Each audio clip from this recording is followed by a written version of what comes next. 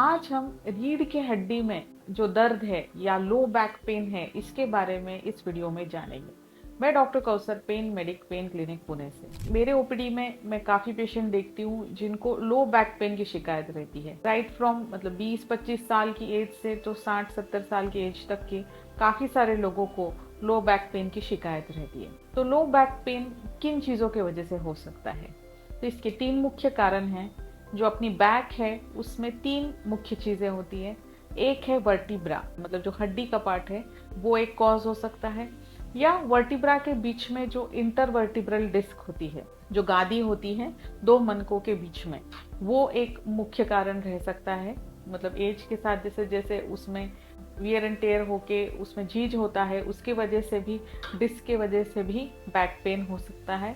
और तीसरा कारण है कि डिस्क के दबाव की वजह से जो नसें मनकों से या वर्टिब्रा से बाहर आती है ये दब जाती है, और उसके वजह से लो बैक पेन और एक पैर में पेन या दोनों पैरों में पेन, ये प्रॉब्लम हो सकता है। अब ये किस चीज़ों के वजह से होते हैं? तो पहली जो मैंने चीज़ बताई कि जो वर्टिब्रा या मनकों में पेन, ये कैल्शियम कम होने से वर्टिब्रा में, जिसको हम ऑस्टियोपोरोसिस बोलते हैं, जिसमें पोरोसिटी हो जाती है मनकों में या वर्टिब्रा में, तो उसके वजह से उधर फ्रैक्चर्स माइनर, या तो फिर बोन डेंसिटी कम होना, उसकी वजह से हाइट कम हो जाना मनकों का, इसके वजह से भी पेन हो सकता है। तो यूजुअली ये ओल्ड एज में देखा जाता है।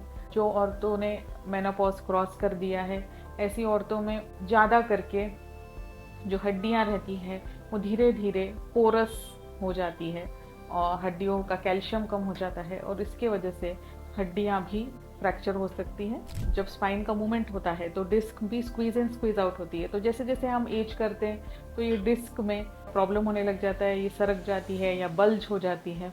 तो इसके वजह से भी लो बैक पेन हो सकता है। तीसरा कारण है कि जो नर्व्स पे दबाव आना, तो ये डिस्क की वजह से जो नसें निकलती है मनकों से, वो उसमें दबाव आता है। तो जो भी नस का कोर्स है बैक के निचले हिस्से में और पैरों में, पैरों तक जाती है नस, तो पूरे नस में झंझनाहट आना, मुंगी आना, या करंट जैसा फील होना, या कभी अगर लेटर स्टेज में या लेट स्टेज में चले गए तो ताकत भी पैर की कम हो जाती है। तो ऐसे अगर ताकत कम हो जाता है तो ऐसे पेशेंट को सर्जरी ही करना चाहिए। अभी ये चीज़ों से बचने के लिए या ये चीज़ों का प्रोग्रेशन रोकने के लिए हम क्या कर सकते हैं? तो ये चीज़ों के प्रोग्रेशन के लिए हमको कैल्शियम इंटेक बनाए रखना है।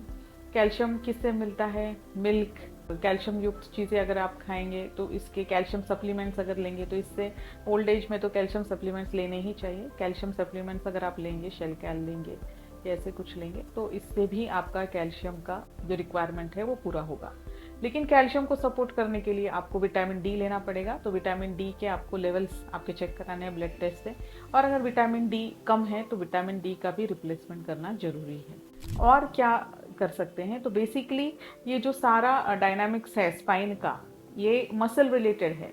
मतलब अगर मसल आपका स्पाज्म में है या खिंचाव में है तो वो स्पाइन को खींचेगा, डिस्क को दबाएगा, नस को दबाएगा। तो अगर हम जो हमारा लो बैक के जो मसल्स है इसको अगर टाइमली ट्रीट करें तो ये सारी चीज़ों से हम बच सकते हैं। तो मसल्स को कैसे ट्रीट करेंगे?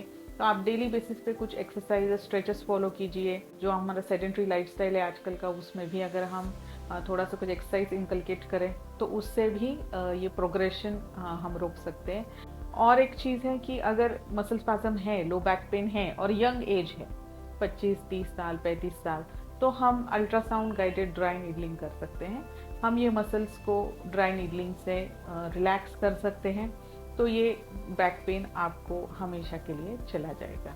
ऐसे ही कुछ टॉपिक्स के बारे में अगर आपको जानना है तो आप कमेंट बॉक्स में लिखिए। Pain medic, pain clinic Pune. Thank you.